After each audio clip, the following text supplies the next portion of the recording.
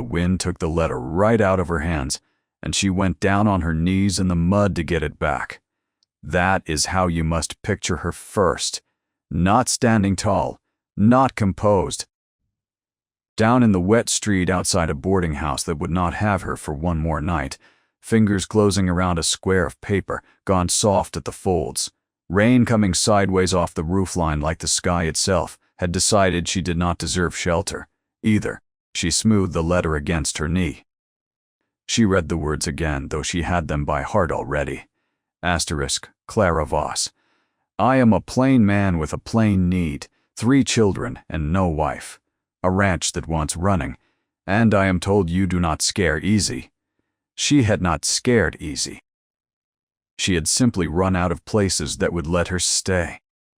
If you have ever been the one nobody expected to amount to, much too big, too poor, too alone, too asterisk, and a world that wanted women small and quiet and easy to overlook, stay with this one to the end, because what she was hiding under that wet coat was going to save more than her own life before this story was through. Tell me in the comments what town you're watching from tonight. Hit subscribe if you want to walk the whole road with her. Now let her get up out of the mud, because she always did. She rose the way she rose from everything, without ceremony, without a hand offered, because none was. And she wrung the water from her sleeve and walked the 4 blocks to the depot with her one case banging her shin the whole way. She had learned a long time ago that a woman built like she was built, broad through the shoulder, tall enough to look most men level in the eye, hands that had never known the leisure of gloves worn for show. That such a woman survived by being useful before she was ever asked to be liked. She had made herself a set of rules the way another woman might make herself a trousseau, folded neat and carried everywhere. She did not cry in front of others. She asked for the minimum and never a scrap more. She gave credit away with both hands, because credit taken was credit that could be used against her later, and credit given was armor nobody could see. She had buried those rules so deep in her that she had nearly forgotten they were rules at all, and not simply what she was. What she was, underneath the plain wool dress and the working woman's hands, was something the advertisement had never asked about, and she had never volunteered. Before the fever took her father and the bank took the rest, Clara Voss had kept the books for the largest cattle operation in 3 counties, had doctored horses when no vet could be got in time, had read ledgers the way other women read novels, hunting the story hidden in the columns. She had let all of that go quiet inside her the day the auctioneer's gavel came down on her father's land, because a woman with too much competence made men nervous, and a woman alone could not afford to make anyone nervous. So she had answered an advertisement for a wife who could cook and mind children and hold her tongue, and she had let the rest of herself ride west in silence, tucked away like a coin sewn into a hem. The train put her down at a depot no bigger than a woodshed, and there was no one to meet her.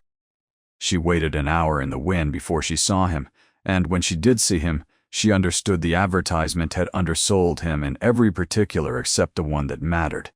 Weston Hale came off his horse like a man dismounting from grief itself, all long bones and slow motion, a hat pulled low enough that she did not properly see his eyes until he was near enough to shake her hand instead of offering it, which he did not do. He looked at her the way a man looks at a debt he is not sure he can pay.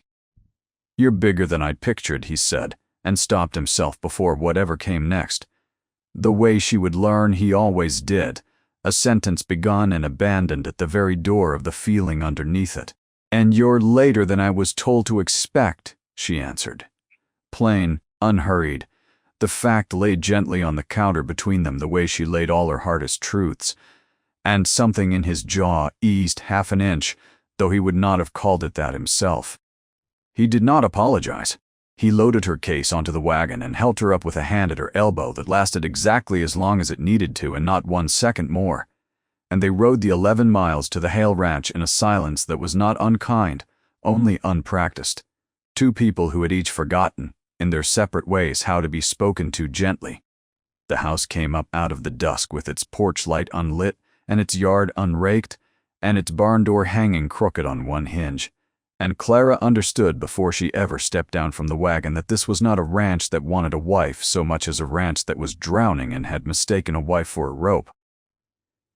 The children came out onto the porch, in the order children always come, oldest first, carrying the weight the way oldest children learn to carry it before anyone thinks to ask if they should have to.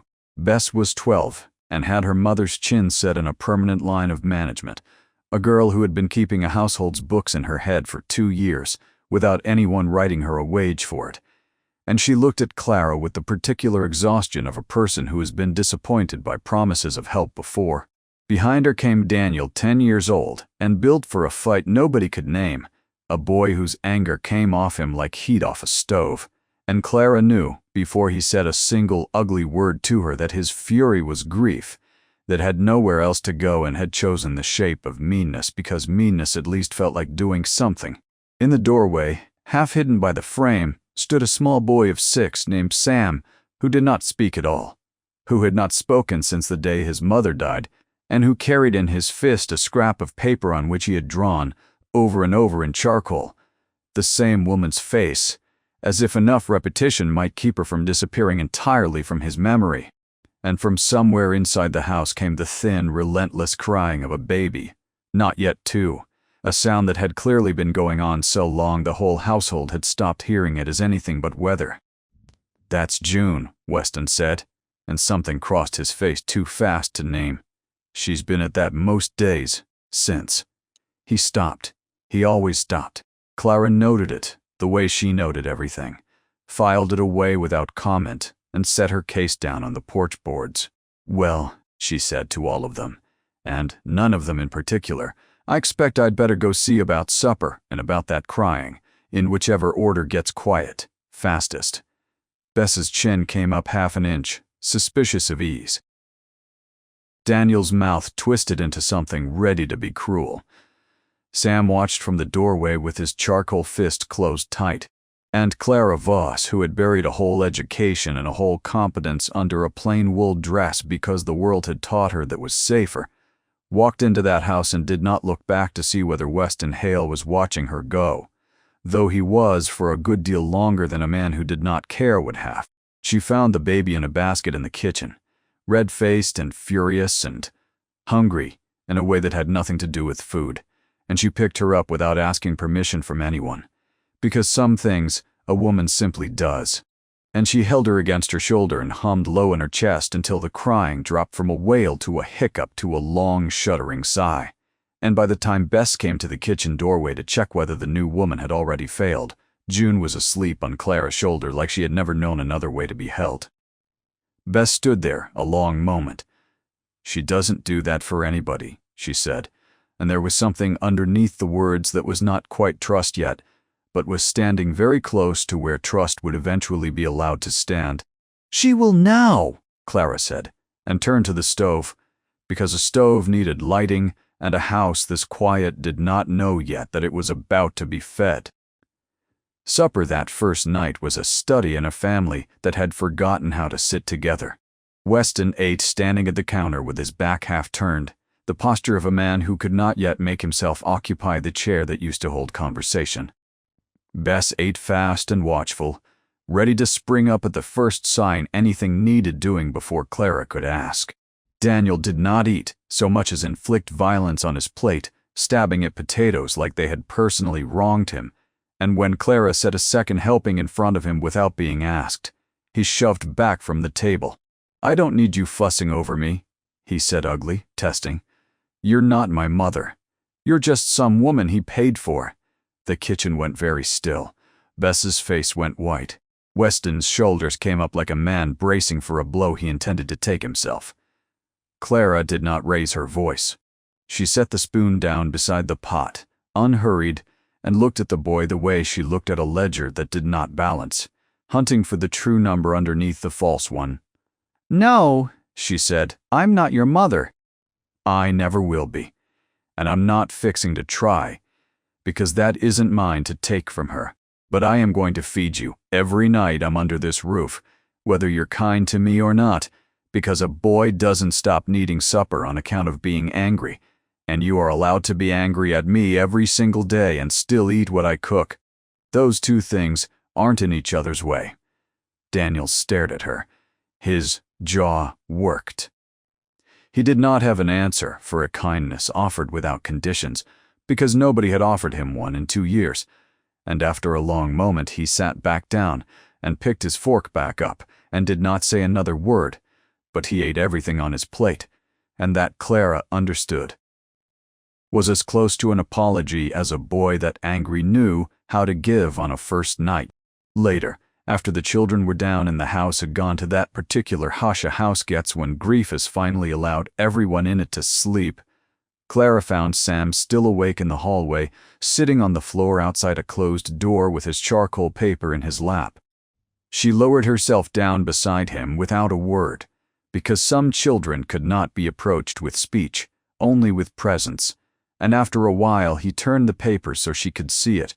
The same woman's face, drawn and drawn again, the eyes never quite right, as if he were terrified each new attempt would be the one where he finally forgot what she'd look like.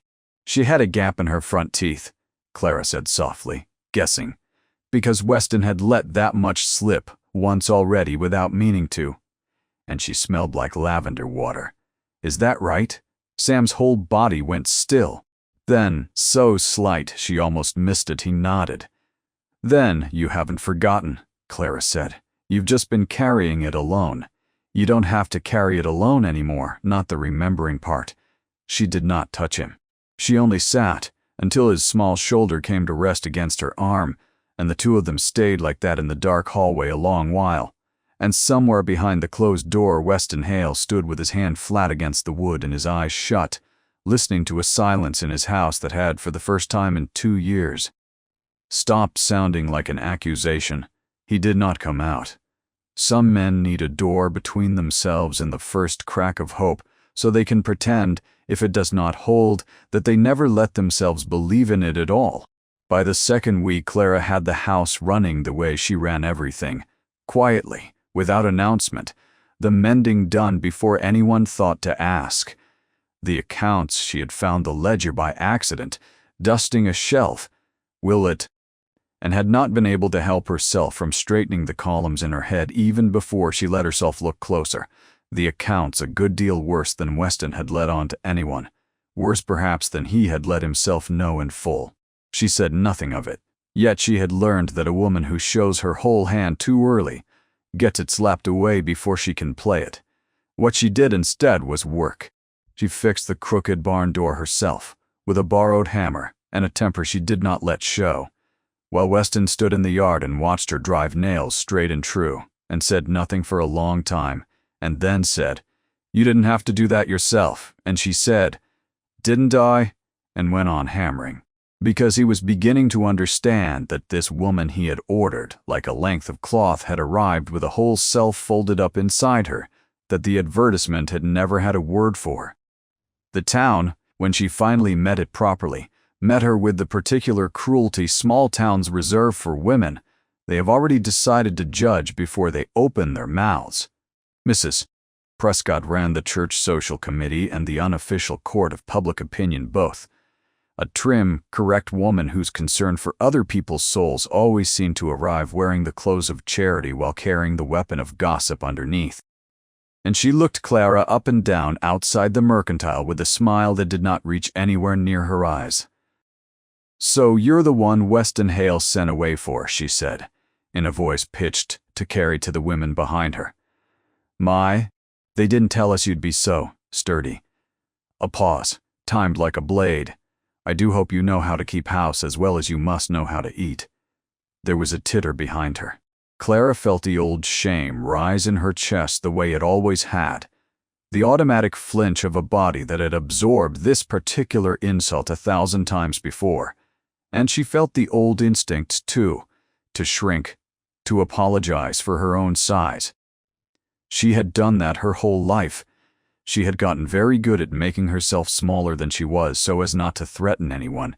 She did not do it now. "I keep a fine house, Mrs. Prescott," she said, even, unhurried, the fact laid on the counter like all her hardest truths. and I eat what I need to do the work in front of me. Same as any man does, and nobody thinks to comment on his appetite. I expect you'll find in time that a woman's size tells you exactly nothing about what she's capable of. It only tells you how much room she takes up, and I have never once apologized for taking up room I earned the right to stand in." She did not raise her voice. She did not smile the placating smile she had been trained her whole life to offer in place of an argument. She simply said the true thing and let it sit there, and walked past Mrs. Brist. Press got into the mercantile to buy her flour, and behind her the titter died into an uncertain silence because the women had expected humiliation to land the way it always landed, and instead it had bounced clean off, and none of them quite knew what to do with a woman who did not flinch. Weston, waiting outside with the wagon, had heard the whole exchange through the open door, and when Clara came out with her flour, he took it from her without a word and set it in the wagon bed, and as he handed her up onto the seat, he said, low, not looking at her directly, "Nobody's talked to Beatrice Prescott like that in this town in 10 years. Then it was past time somebody did, Clara said, and Weston, for the first time since she'd arrived, laughed short and surprised out of him like something rusted, finally moving, and the sound of it did something to the children riding in the wagon bed behind them, a sound none of them had heard from their father since the funeral. And Bess's eyes met Daniel's over the flour sacks, and neither of them said anything, but something passed between them that had the shape of hope. That night, after supper, Weston lingered in the kitchen instead of retreating to the barn the way he did most evenings, turning his coffee cup a slow half-circle on the table, and Clara let him take his time because she had learned that a man who started sentences and stopped them needed a listener who did not rush him toward the end. "My wife," he said, and stopped, started again. "Sarah, she used to say this town would forget how to be kind if somebody didn't keep reminding it out loud." He turned the cup another half-circle. "I stopped reminding it after. I just stopped." "You weren't stopping being kind," Clara said. "You were surviving. Those aren't the same thing, and a man's not obliged to apologize for choosing the one that kept him upright." He looked at her then properly, for longer than he'd allowed himself to look at anything since she'd arrived, and whatever he saw in her face made his own go soft at the edges, in a way it hadn't been since she'd met him. "You've got a way of saying the true thing plain," he said, "like you're not scared of it." "I've been scared of plenty," Clara said. "Being honest was never one of them." He almost asked her something then. She saw it rise in him, saw his mouth open on the shape of a question that might have been about her own past, the parts of her the advertisement had never touched, but he stopped, the way he always stopped, and said only, "Well, good night, Clara," and took himself off to the barn, and Clara sat a long while at the table after he'd gone, turning her own coffee cup the way he'd turned his, and did not yet let herself hope for anything more than the small, steady piece of a kitchen that had, for one evening, held something like a family in it. The first real trial came with Daniel's fever. 3 weeks in, arriving the way trouble in that house always seemed to arrive, in the deep black hours when the wind was working itself into a temper against the shutters. Clara woke to Bess's hand, shaking her shoulder, the girl's face gone, the particular gray of a child forced too early into an adult's fear, and she was up and across the hall before Bess finished the sentence, because she had heard that kind of breathing before, in another life, in another house, and she knew it for what it was. Daniel burned under her palm like a stove left untended. His lips had gone dry and cracked, and his eyes, when they opened, did not track her properly, and somewhere in the recognizing of that, Clara felt the old competence rise up in her, that she had buried under woolen silence for 2 years, the trained hands of a woman who had doctored horses and, before that, nursed her own dying father through fevers no country doctor could reach in time. "Get me the willow bark from the tin on the top shelf," she told Bess, "and cool water, and every rag in this house." And Bess, who had spent 2 years being the one giving orders to a household too broken to organize itself, went without question, grateful down to her bones for someone else to be in charge for one single night. Weston came in from the barn at the sound of the commotion, and stood in the doorway with his hat still in his hand and his face gone the color of ash, A man who had already buried one person in this house and could not, physically could not, make himself believe he would survive burying another. "The doctor's an hour out on a good road," he said. "And this road isn't good." "Then we don't wait on the doctor," Clara said, already crushing willow bark into the water with the flat of a spoon, already testing the boy's pulse against her own steady one, and something in her voice, some old and total authority she had not let herself use since her father's sick room, made Weston go quiet and simply do what she told him. "Hold the boy up, hold the basin, hold the rag to the burning forehead. Hold on." She worked through the night the way she had once worked through other nights, in another county, over another sickbed, with a competence that had nothing hesitant in it at all, and somewhere in the small hours, wringing a cloth for the 20th time, Weston said, quiet, wondering, "Where does a preacher's advertisement bride learn to nurse a fever like a trained hand?" Clara's own hand stilled on the cloth for 1/2 of 1 second. It was the first crack in the wall she had built around the parts of herself the world had taught her to hide.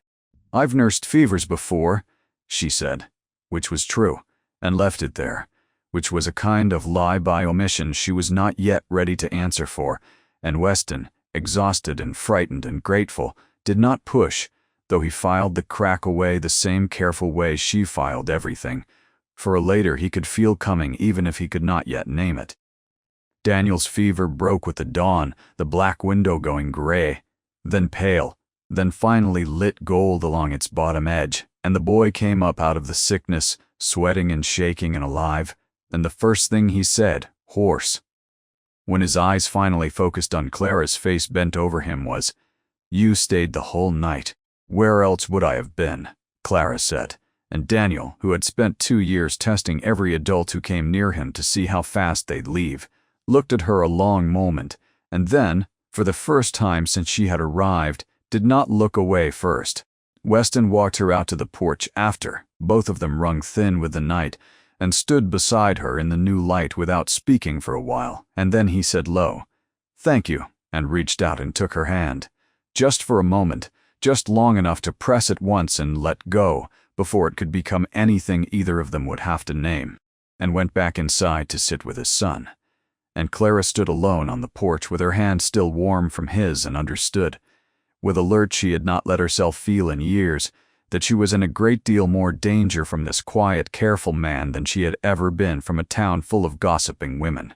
The second trial arrived wearing a suit and carrying a leather folder, in the shape of a banker named Sutter, who rode out on a bright, hard morning 2 weeks later, with papers that made Weston's face go the color of old snow. Clara was hanging wash when she saw the buggy come up the road, and something in the set of the man's shoulders as he climbed down told her before he ever opened his mouth that this was the second kind of trial the ranch had been dreading, the kind money made rather than fever. "Mr. Hale," Sutter said, not troubling himself to get down all the way before he started talking business, "the bank's carried this note 18 months past when it should have called it, and the board's patience has run its course. 90 days, or we foreclose, and I expect, you know as well as I do, the herd won't cover what's owed, even sold at a loss." Weston stood very still in his own yard, a man being told, in the space of one dry sentence, that everything his father and his father's father had built was about to be taken by men who had never touched the dirt of it. 90 days, he repeated, like the words might rearrange themselves into something survivable if he said them slow enough. 90 days, Sutter said, and touched his hat and turned his buggy back toward town without another word, because men like Sutter had learned long ago that cruelty delivered politely still counted as cruelty, and cost them nothing extra to dress it up that way.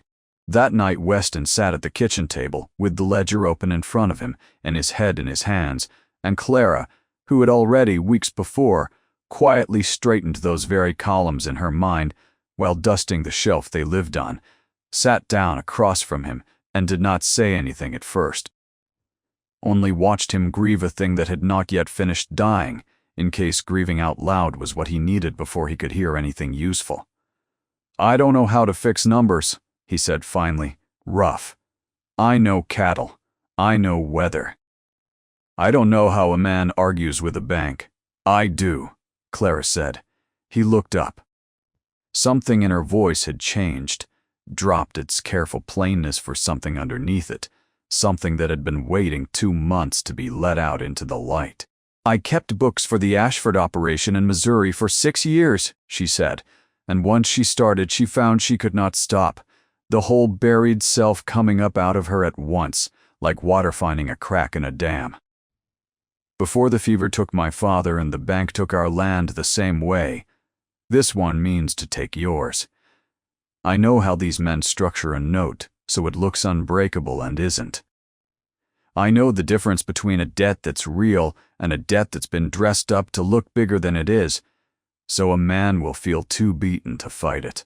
I let all that go quiet when I came out here, because a woman who knows too much makes people nervous, and I needed somewhere to land more than I needed anyone to be impressed with me. But I am not nearly so plain as that advertisement made me sound, Weston, and if you'll let me, I can go through this ledger tonight and tell you by morning whether Sutter's telling you the truth or telling you a story he wants you too frightened to check. The kitchen was very quiet. Weston looked at her, the way he had looked at her that very first night. Stepping off the train. A man recalculating the size of a debt he was not sure he could pay, except now, the debt he was measuring was not the mail order fee he'd sent east. Something that looked a good deal like the beginning of love arriving, disguised as gratitude.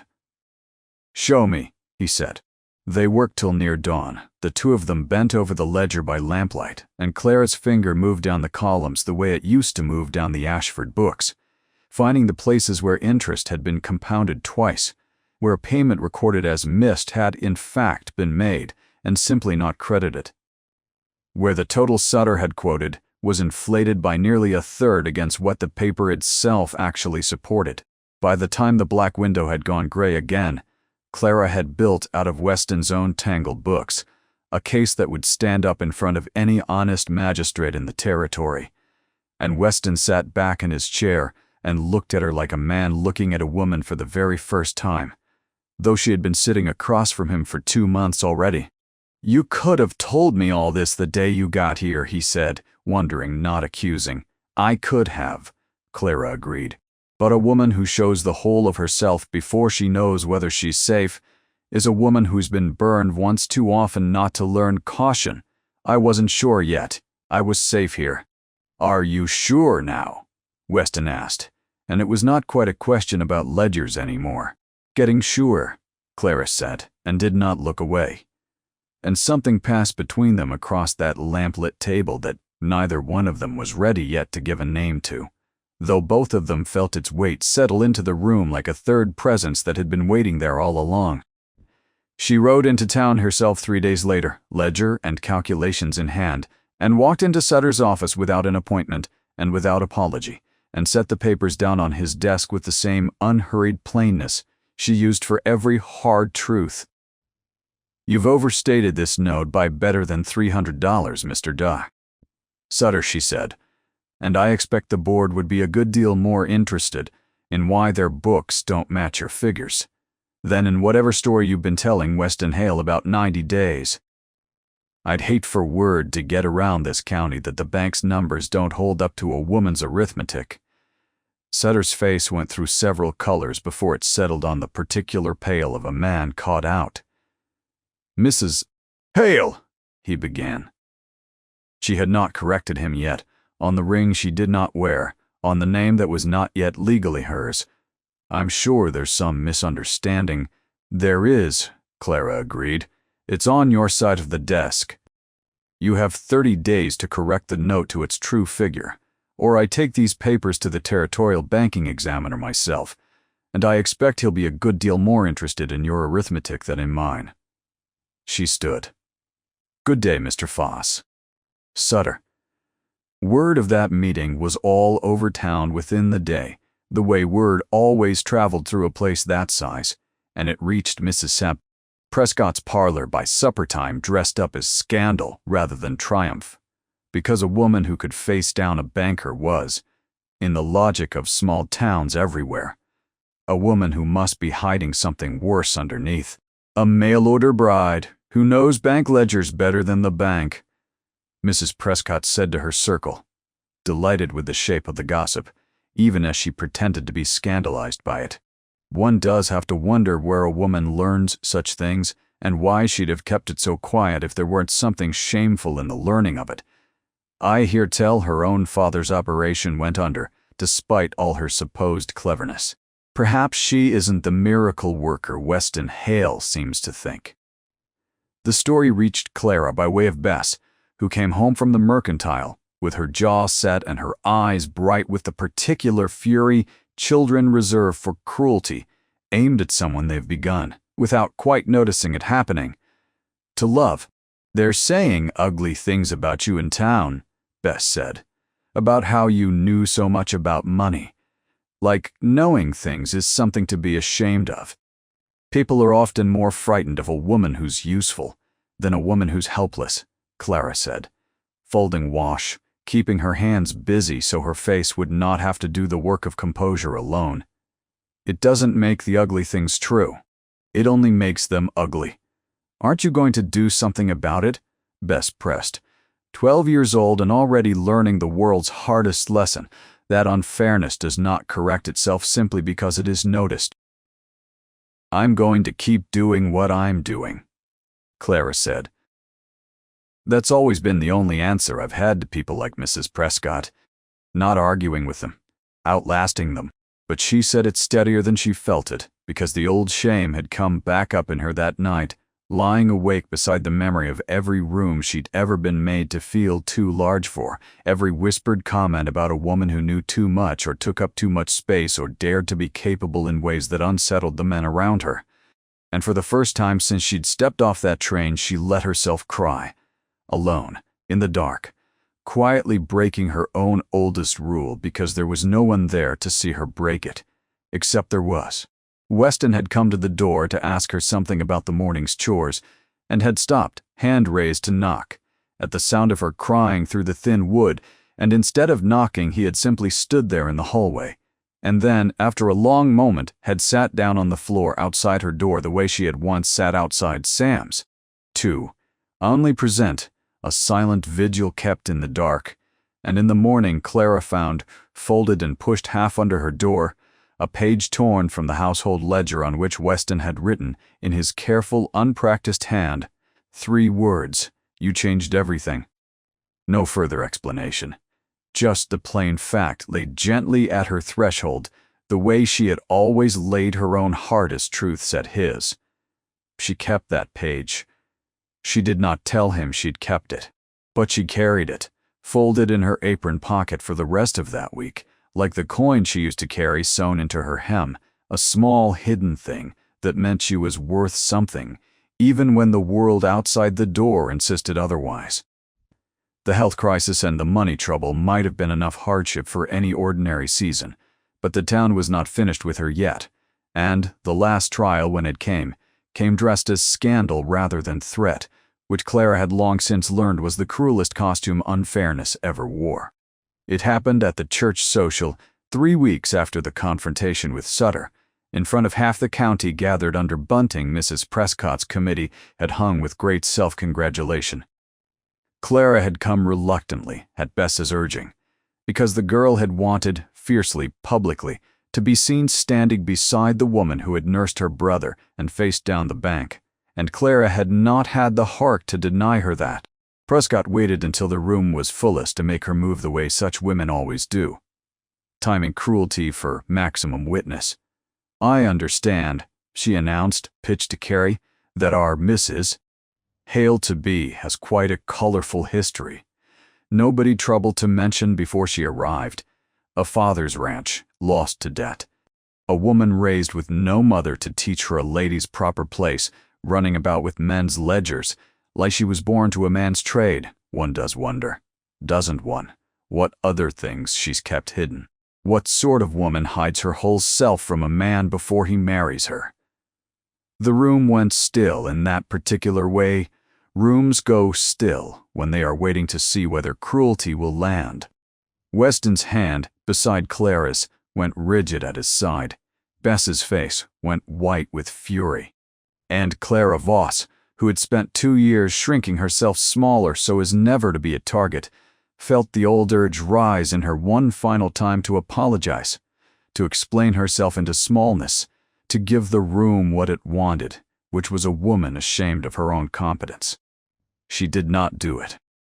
She stepped forward instead, into the center of the room, into the full weight of every eye upon her, and she did not raise her voice, because she had learned that the truth, laid plain and unhurried, carried further than any shout ever could. "I hid nothing shameful, Mrs. Prescott," she said. "I hid a skill because I learned the hard way that a woman who is too capable frightens people who'd rather she stay helpless and grateful. I kept books because my father needed them kept, and there was no one else to keep them. I nursed the sick because someone had to, and I was the one who knew how. I straightened a bank's crooked figures because a family I've come to love was about to lose everything to a lie, and I was not about to stand by and let that happen, simply because doing something about it might make some people uncomfortable to learn a woman could." She let that sit a moment, and then went on, quieter, but no less certain. "You want to know what kind of woman hides her whole self before a man marries her? I'll tell you plainly, the kind who learned over and over that the whole self got punished, and the small, quiet, helpful self got fed. I am done being small for a room's comfort. I expect I have been useful enough to this family and this town both that you'll all manage to survive my honesty." The silence that followed had a different quality than the one before it, no longer waiting for cruelty to land, but stunned that it hadn't. And then, from the back of the room, an old voice broke it. Mrs. Prescott's own housekeeper, a woman named Ruth, who had worked in that house 20 years and said little in all that time, stepped forward with her chin up. "I've kept that woman's house near 2 decades, Ruth said, nodding toward her employer, "and in all that time, I never once heard her sit up a whole night nursing a stranger's child, nor face down a banker for a family not her own, nor stand in front of a room and tell the truth plain when a lie would have been easier and safer. Seems to me this county's had the wrong woman up on its pedestal a good long while." She turned to Clara. "I'll take a woman with a hidden education over a woman with a hidden meanness any day the Lord sends, and I expect most decent folk in this room feel the same, whatever they've been too polite to say out loud." There was a murmur of agreement, quiet at first, and then less quiet, the particular sound of a community's judgment turning slowly on its hinge, and Mrs. Mendez Prescott, for the first time in Clara's acquaintance with her, had no ready answer, her face gone the color of a woman who has just watched her own weapon turn back upon her. Weston stepped up beside Clara then, in front of the whole room, and took her hand, not briefly this time, not a gesture to be withdrawn before it could be named, but held, plain and public, and unashamed. "This is the woman who saved my ranch and nursed my son back from a fever that might have taken him," he said, his voice carrying with none of its usual hesitation, the sentence for once not stopping short before its truest part. "I don't care what she hid before she got here. I care what she's built since, and I intend to marry her plain and public so this whole county can hear it once and not have to wonder." Clara felt the old rule inside her, the one about never crying in front of others, crack clean down the middle, and for once she did not fight to hold the pieces together. She let the tears come. Right there in front of the whole gathered town. Not tears of shame, but the other kind. The kind that come when a person has finally, after a long, cold season, been fully seen and found worth keeping. The wedding, when it came 3 weeks later, was a small thing by the standards of the county, but a large thing by the standards of that house, held in the yard under a sky. Gone the particular gold of late afternoon with Bess standing as the nearest thing to a bridesmaid the household could muster, her chin no longer set in exhausted management. For once, in a child's uncomplicated joy, Daniel stood beside his father, solemn as a deacon, having appointed himself in the weeks since his fever, Clara's fiercest defender against any remaining whisper of town gossip. Sam had, 3 days before the wedding, spoken his first word in 2 years, small and cracked with disuse, standing in the kitchen doorway holding up his charcoal drawing of his mother, finally finished to his satisfaction, and the word he said was simply, "Done."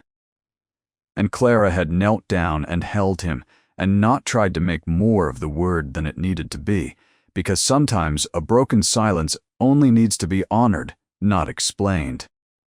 And baby June, no longer the barometer of a drowning household, toddled unsteadily across the yard during the ceremony itself and had to be scooped up by Ruth, who had, in the weeks since the church social, quietly and without announcement, begun coming out to the ranch to help however was needed. Her old employer's disapproval be damned. Weston Hale stood across from Clara Voss in that golden yard, and when it came his turn to speak his vow, did not stop himself short the way he stopped every hard sentence short, but for once let it run all the way to its true and vulnerable end. "I expected a simple bride," he said, his voice rough but unhesitating, "a woman to mind the house and mind the children, and ask for nothing more than her keep.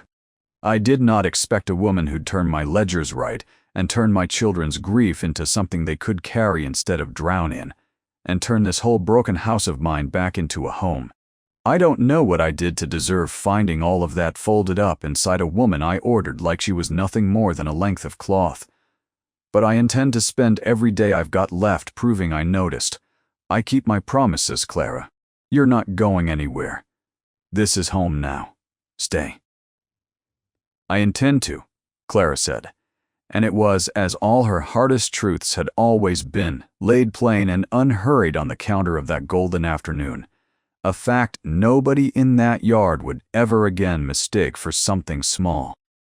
Years later, when old-timers told the story of the Hale Ranch over supper tables up and down that valley, they told it the way all the best stories of that country eventually got told, worn smooth and a little larger than life by the retelling, about a banker's note overturned by a woman's arithmetic and a fever broken by a stranger's steady hands and a whole town's cruelest tongue silenced by a housekeeper's quiet loyalty.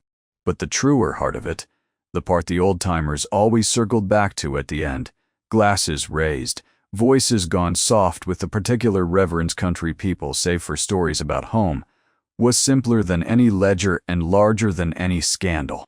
It was only this, that a woman who had spent her whole life learning to make herself small enough not to threaten anyone had walked into a broken house expecting nothing more than a bare arrangement, and had found there, waiting under all that rubble of grief and debt and gossip, people willing at last to let her be exactly as much as she was, not despite her size or her competence or the hidden education she'd carried west, sewn into the hem of her old life like a coin kept back for emergencies.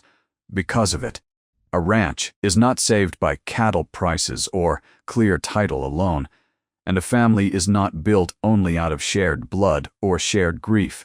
Both are built, in the end, the same slow and stubborn way that house was built back into a home, out of people who choose again and again on ordinary nights over ordinary suppers to see each other whole, and to say so out loud, and to stay.